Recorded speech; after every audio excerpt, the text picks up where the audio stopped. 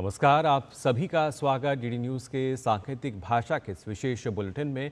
आपके साथ मैं हूं मुकुल शर्मा। मेरे साथ मौजूद है मेरे सहयोगी शरद फुलकर। तमाम खबरों से आपको रूबरू कराएंगे, लेकिन पहली नजर डालते हैं हेडलाइंस पर। दुनिया भर में पाकिस्तान की पोल खोलने के लिए 7 सर्वदलीय प्रतिनिधिमंडल के सदस्यों की घोषणा। सांसदों और राजनयिकों का दल 4 से 5 देशों का करेगा दौरा।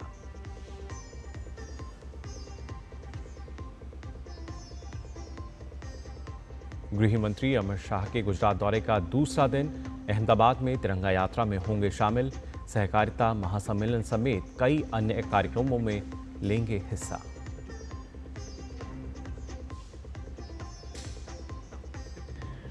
भारत ने बांग्लादेश को दिया झटका।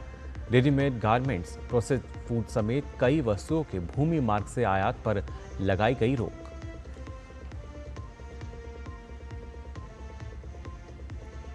अमेरिकी राष्ट्रपति ट्रंप रूस यूक्रेन संघर्ष रोकने के लिए पुतिन और ज़ेलेंस्की से कल करेंगे फोन पर बात। व्यापार पर भी होगी चर्चा।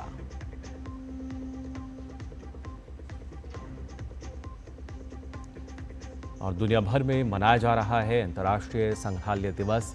देश भर में आज सभी एएसआई स्मारकों और संग्रहालयों में प्रवेश रहेगा निःशुल्क।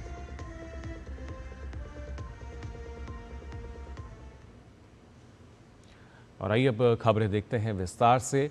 ऑपरेशन सिंदूर की सफलता के बाद अब सरकार आतंकवाद के खिलाफ पाकिस्तान की सरकार को बेनकाब करेगी।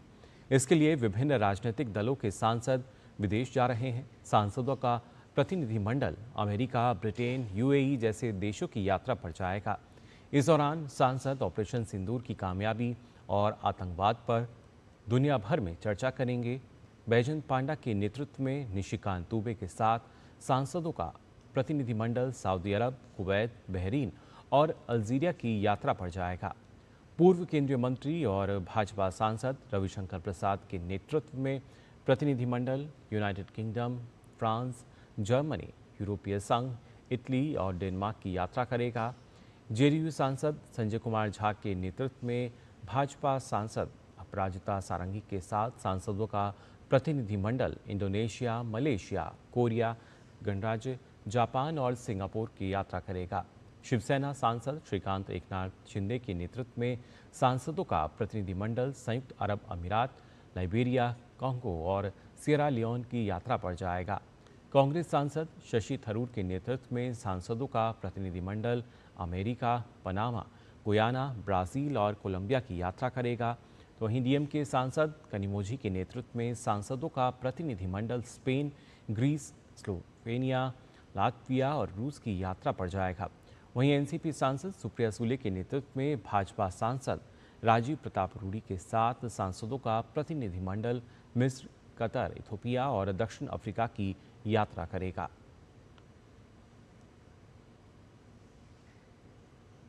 गृह एवं सहकारिता मंत्री अमित शाह के गुजरात दौरे का आज दूसरा दिन है। आज वे दोपहर बाद अहमदाबाद में आयोजित होने वाली तिरंगा यात्रा में भी शामिल होंगे।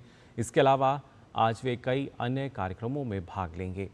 वे आज अहमदाबाद में गुजरात राज्य सहकारी संघ की ओर से आयोजित विकसित भारत के निर्माण में सहकारिता की भूमिका पर आयोजित महासम्मेलन में शिरकत करेंगे। गृह मंत्री राज्य के मेहसाणा जिले में के पटेल और मधुबेन के पटेल नर्सिंग कॉलेज के नवनिर्मित भवन का उद्घाटन करेंगे।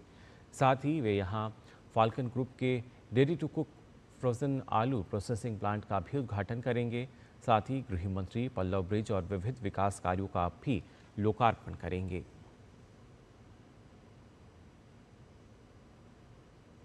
भारत ने बांग्लादेश से भारतीय बंदरगाह आने वाली कुछ वस्तुओं के आयात पर तत्काल प्रभाव से नए प्रतिबंध लगा दिए हैं। वाणिज्य और उद्योग मंत्रालय ने कहा है कि ये प्रतिबंध भारत से होकर नेपाल और भूटान जाने वाले सामान पर लागू नहीं होंगे। बांग्लादेश से किसी भी प्रकार के रेडीमेड कपड़ों का आयात भूमिपतन के माध्यम से नहीं किया जा सकेगा। हालांकि ये सामान नहवा, शेवा और कोलकाता के समुद्री बंदरगाहों से होकर आयात किए जा सकेंगे। इसके अलावा फलों के स्वाद वाले और कार्बोनेटेड पेय, प्रसंस्कृत खाद्य पदार्थ, कपास और सूती धागे के अपशिष्ट, प्लास्टिक और पीवीसी से तैयार सामान तथा लकड़ी से बने फर्नीचर के आयात पर प्रतिबंध रहेगा। इन वस्तुओं को असम, मेघालय, त्रिपुरा, मिजोरम के किसी भी भूसीमा शुल्क केंद्र अथवा एकीकृत जांच चौकी से होकर तथा पश्चिम बंगाल के चंगरा बांध और फुलबारी जांच चौकी से होकर आयात करने की अनुमति नहीं दी जाएगी। नए प्रतिबंध बांग्लादेश से मछली, एलपीजी, खाद्य तेल और पत्थर के आयात पर लागू नहीं होंगे। इसरो का नवीनतम पृथ्वी अवलोकन उपग्रह मिशन आज सुबह पूरा नहीं हो सका। इसरो ने अपना 101वां मिशन आज सुबह श्रीहरिकोटा के सतीश धवन अंतरिक्ष केंद्र से सुबह 5:59 पर PSLV C61 रॉकेट के जरिए लॉन्च किया, लेकिन EOS 09 प्रक्षेपण के बाद तीसरे चरण में अवलोकन आने के कारण मिशन पूरा नहीं हो सका।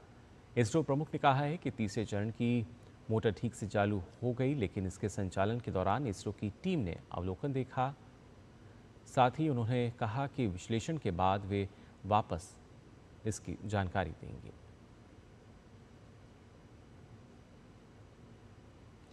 दिल्ली के पहाड़गंज इलाके में नबी करीम में एक निर्माणाधीन इमारत के गिरने से 3 लोगों की मौत हो गई।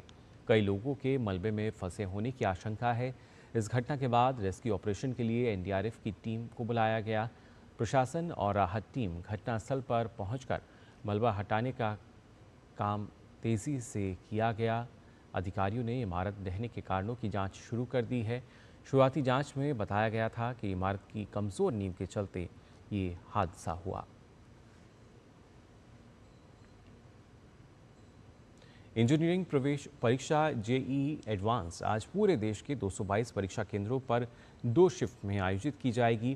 पहली शिफ्ट सुबह 9 बजे से 12 बजे और दूसरी शिफ्ट दोपहर 2:30 बजे से 5:30 बजे तक चलेगी। इस बार 1.90 लाख से ज़्यादा छात्रों ने आवेदन किया है। रूस और यूक्रेन के बीच जारी हिंसा को लेकर अमेरिकी राष्ट्रपति डोनाल्ड ट्रंप सोमवार को रूस के राष्ट्रपति व्लादिमीर पुतिन से फ़ोन पर बात करेंगे। ट्रंप ने कहा कि पुतिन से बातचीत करने के बाद यूक्रेन के राष्ट्रपति वोलोदिमीर ज़ेलेंस्की और नाटो गठबंधन के अन्य सदस्यों से भी बात करूंगा। अमेरिकी राष्ट्रपति ने कहा कि इस वार्ता का मकसद यूक्रेन में हिंसा को समाप्त करना, साथ ही व्यापार पर भी चर्चा करना है। राष्ट्रपति ट्रंप की यह टिप्पणी रूस और यूक्रेन के बीच सीधी वार्ता के विफल होने के एक दिन बाद आई है। यूरोपीय नेता रूस से 30 दिवसीय युद्ध विराम पर सहमत होने का आग्रह कर रहे हैं।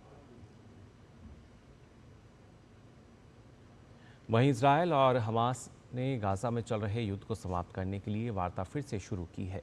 कतर और अमेरिका की मध्यस्थता में कल दोहा में वार्ता शुरू हुई। हमास के वरिष्ठ अधिकारी महमूद मरदावी ने वार्ता की पुष्टि की। उन्होंने युद्ध विराम सुनिश्चित करने और बंधक पर फैसले को अंतिम रूप देने पर अपना ध्यान केंद्रित किया। फिनलैंड में हवा में 2 हेलीकॉप्टर की टक्कर में 5 लोगों की मौत हो गई। यूरा एयरपोर्ट के पास हवा में 2 हेलीकॉप्टर एक दूसरे से टकरा गए और देखते ही देखते ज़मीन पर आ गिरे। इन हेलीकॉप्टर में सवार सभी 5 लोगों की मौत हो गई, जिसमें दोनों पायलट भी शामिल हैं।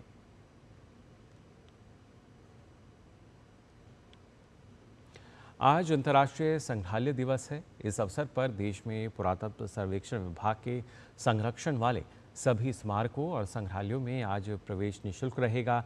ये संग्रहालय और स्मारक देश की धरोहर को संजोए हुए हैं। अंतर्राष्ट्रीय संग्रहालय दिवस का आयोजन सांस्कृतिक विरासत को संरक्षित रखने तथा शिक्षा और संवाद को बढ़ावा देने में संग्रहालयों की भूमिका की ओर ध्यान आकर्षित करने के लिए किया जाता है।